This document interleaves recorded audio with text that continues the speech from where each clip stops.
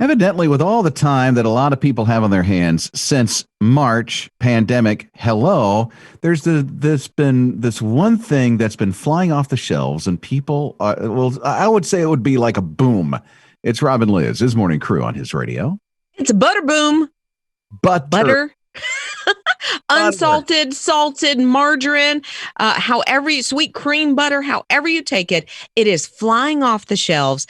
In fact, they said it's between 275 million and 300 pounds of butter have been sold. I don't even know how many sticks that equates to since the beginning of the pandemic. Now, I will say most of the things that I make for Lizz's Ugly Bakery calls for at least 2 to 4 sticks of butter. Okay, I'm curious, Liz. Yeah. Do you think you've bought more butter since March? Oh, for sure. Really? So you're in there. Definitely. I go to like Sam's or one of the, Costco, that kind of thing. Mm-hmm. And I will buy the big, massive thing of unsalted butter. I want to say maybe it's like 4 or 5 pounds of butter. Why so much? Why are we buying so much butter? I don't get it. Well, because I am doing a lot of baking because of Liz's Ugly Bakery. But, during the pandemic, when we were at home, I really was making. I was not only baking more, but cooking more because we weren't going to restaurants and that kind of thing at the time. And I know we're back out there now, at least, in some parts, but you need butter for just about everything. Makes everything taste good. So are you like exploring? You're like, okay, let me try something new. Oh, yeah. I've tried to make macarons. I have not been successful at that yet.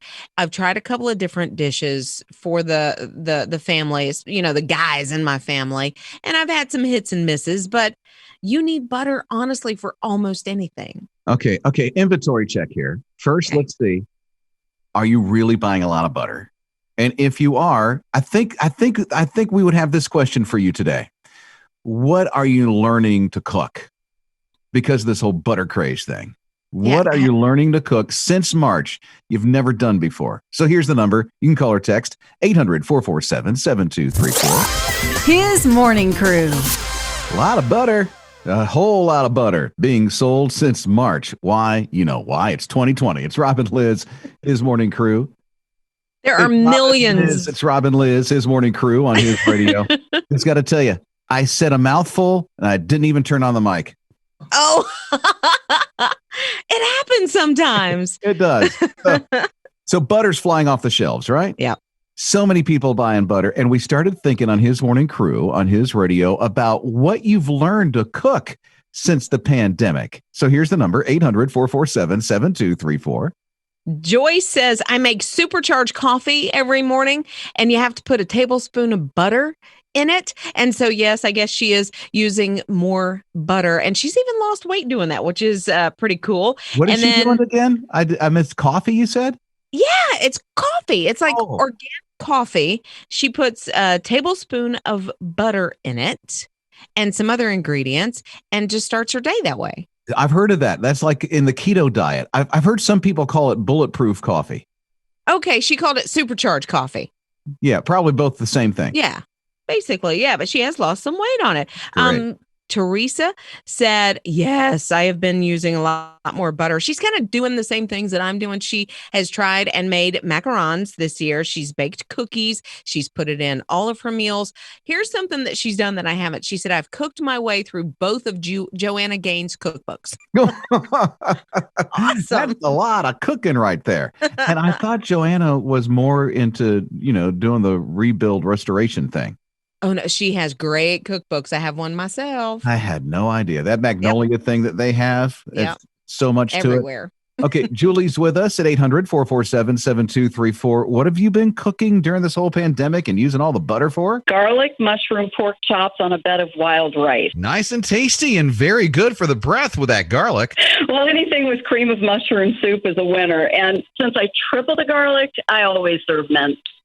Rob and Liz. His morning crew. They say since March, the sales of butter has just shot out the roof. Why? Because people are experimenting. They're cooking more. They're thinking of things that they're cooking. And we're wondering, what have you explored? What have you cooked? What is new for you or baked? It's Rob and Liz, his morning crew at his radio, 800-447-7234. Sarah says, I definitely think my family has bought more butter and unfortunately eating more butter than ever before. And she said, instead of putting on a college 15, we have gained the COVID-19. Yeah, right. Yeah, those pandemic pounds are, I got them too, honey. Amy says, listen, I tried during the pandemic to start making homemade biscuits, but then I tried a couple of times about the same time my husband decided I'm going to eat less bread. Ah. So I don't know if she backed off, but she said hers are not anything near how good her grandmother's were, but she's going to keep trying. Oh, grandma knows how to make them. Always. Wow. Then you add the gravy to it and Ooh, stop. Hello, hips. Okay. How about you? What have you been making that you've explored with the butter during this whole pandemic thing? Crabs and lobster. Let's see, if they are like skitterish because they're like, I don't eat crabs, that's gross. And number two, I want to see how well they can eat those crabs. Like if they leave too much meat within the shell, I judge them for that. Oh. I say, no, go back for more. Yeah. See? I love that. And lobster. And the lobster. That's some things to do right there, right? Rob and Liz. His morning crew. So a lot of people have been decorating for Christmas over the last couple of days. Science says it makes you happier. So I guess the folks at Biltmore House are super happy right now because they had their tree raising and tree lighting a couple of days ago. It had to be virtual. So at least you could watch it go up on the TV screen in front of you or on your device. Yeah, and we were talking in the studio earlier about how cinematic it is. That was Ian, our producer's word. But yeah, it does look like a little mini movie that they put together. I mean, Biltmore doesn't do anything halfway. It is absolutely gorgeous. Now, let's just say that you missed it because it did happen. I think it was on Thursday when they did their tree lighting and tree raising. But you can still access that little mini movie on their social media right now, which is pretty cool. And then if you want to go see it for yourself, of course, it's a ticketed thing. And of course, they're social distancing. So you have to make kind of a reservation, I guess is how it works. But you can enjoy the Christmas decorations until January 10th. And they still have the virtual, the virtual raising of the tree, so to say. So you can always watch that. Well, that's nice. I think so too, that they made it accessible. You know, if we weren't really in the mood on Thursday or we had other things to do, we can watch it even, logging on right now, which is really cool. When you put up your tree, do you call it a tree raising at your house? No, you just put up the tree. I know. It's just sticking those colored branches in the little. No, I'm just kidding. That's all you do. That's all you do. That's all we've ever done. It's just simple, quick, and easy. Yeah. Nothing spectacular about it. Oh, sure it is. It's very Clark Griswold when you plug in those extension cords and you're like, hallelujah. Well, I do have to look for the squirrel in the tree. That's true. Rob and Liz. His morning crew. I think it's still kind of a shock to some people because you can turn on the TV and there's Jeopardy and there's Alex Trebek. It's Rob and Liz, his morning crew on his radio. I mean, you already heard the news over the weekend. You put on social media and there it was. Alex Trebek had passed away. Yeah. And we're starting to get a few details about how he spent that last day, those last couple of hours. He had always planned, of course, to have his friends and family there. And I guess at some point over the weekend, he did have his family kind of surrounding him and, of course, saying their goodbyes. But the last couple of minutes and hours, he spent with his wife, Jean. They've been married since 1990, and they had always planned to watch the horizon as he was saying his last goodbyes. And that's exactly what they did. So I'm glad that he got to spend it exactly how he wanted to. So I was watching a special. It popped up on YouTube because he's all over YouTube right now and trending. And I saw that he did this interview with Michael Strahan on ABC. Mm-hmm. And at the very end of this interview, which was really striking to me, is that Alex said that, I kind of rehearsed what my last day would be like on Jeopardy. I don't know if he said these words on the show that's going to play on Christmas Day, because that's the last show of Jeopardy with him on it. They did all this taping. But this is what he told Michael Strahan in that interview. It'll be a significant moment for me, but I've kind of, in my mind, rehearsed it already. And what I would do on that day is tell the director, time the show down to leave me 30 seconds at the end. That's all I want. and I will say my goodbyes. I will tell people, don't ask me who's going to replace me, because I have no say in that whatsoever. But I'm sure that if you give them the same love and attention and respect that you have shown me for the past 30, however many years, then they will be a success and the show will continue being a success. And until we meet again, God bless you and goodbye. A life that was lived well and a man who fought courageously. Alex Trebek. Mornings with Rob and Liz. We're thinking now about Oreo cookies. Since we're getting closer to Christmas, Oreos has made a change. You want to know what it is? It's a huge change. What's the change? Huge change. This is going to blow your mind. Okay. You're going to think, I'll never think of Oreos the same ever again. Yeah. I don't know if you'll ever want to go back because of the change they're making with the Oreo cookies. What's the change, Rob? You want to know what the change is? I do. I'll tell you in 20 minutes. Ugh. No, I'm kidding.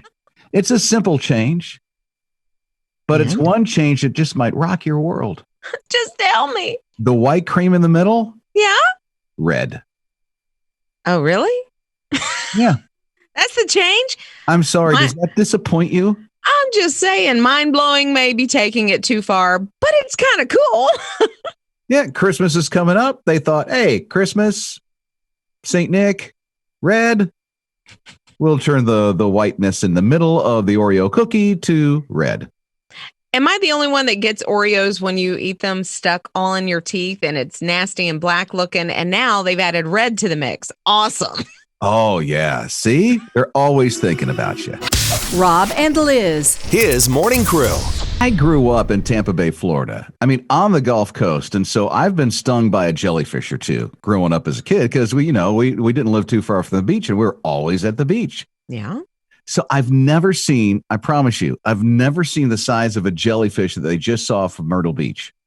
In Murrells Inlet, the size of just jellyfish is the size of a beach ball. You know how big beach balls are, right? Mm-hmm. They're huge. This is an Australian spotted jellyfish from Australia. The thing is here. What? And so it's that huge. The good news is with these kind of jellyfish, it's maybe you'll get stung or you will get stung. So evidently, if you run into them, you're not going to get the things that go behind them that actually have the stingers in them.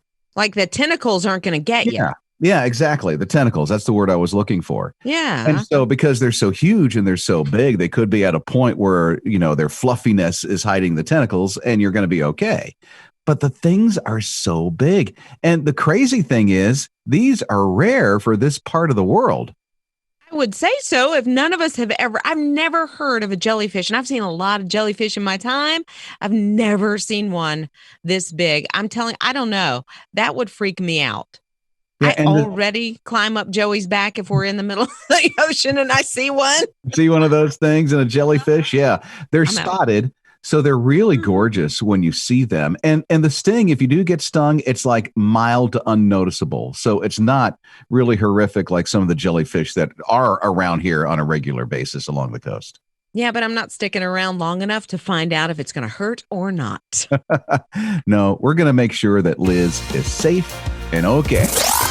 His morning crew.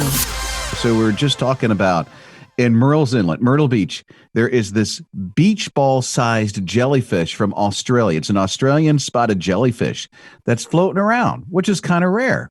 And then all of a sudden, Liz goes, this just happened a moment ago. Liz goes, oh, look at my Facebook memory today. We were at the beach. And there was a jellyfish.